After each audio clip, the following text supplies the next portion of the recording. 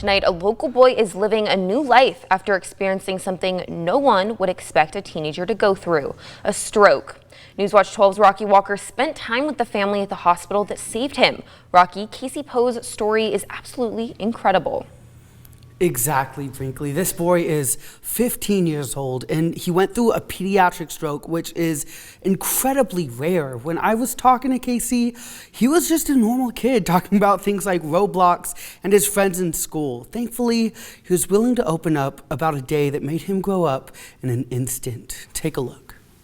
So fast and so sudden, like 1 second I was just okay laughing, and like I had fallen on the ground and I still thought I was okay because I was still laughing. And then like as soon as I stopped laughing, I just was like, oh, I can't move my arm or my leg.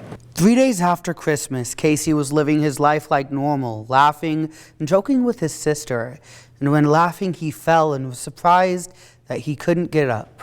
His sister and family came to check if he was okay and immediately knew something was wrong. They noticed his face drooping and his left side weakened, but they didn't know just how severe it was at first. First thing I think that popped in my brain was maybe a seizure. Yes. But it seemed, I don't know, like it seemed more serious than that. You know, it just seemed like he's not, I don't know, he's not coming out of it. They rushed him to the hospital within 10 minutes and soon found that Casey had a stroke. Doctors sent him to OHSU in Portland to get medication to dissolve the clot. And within hours, he was raising his arms and legs and getting back on the track to full health.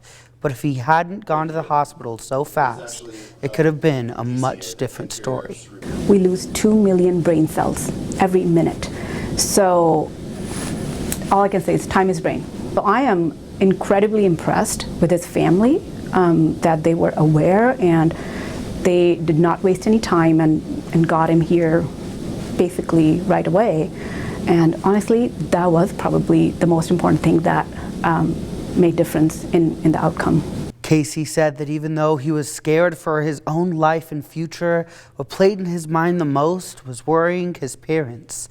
He says nothing brought him relief until he could see the moment his mom lost the fear for her son's life. But I think it was when my mom finally slept, like after like everything had happened, I cried because I was just like that relieved that like, well, I'm okay, my mom's okay, and like I could just be like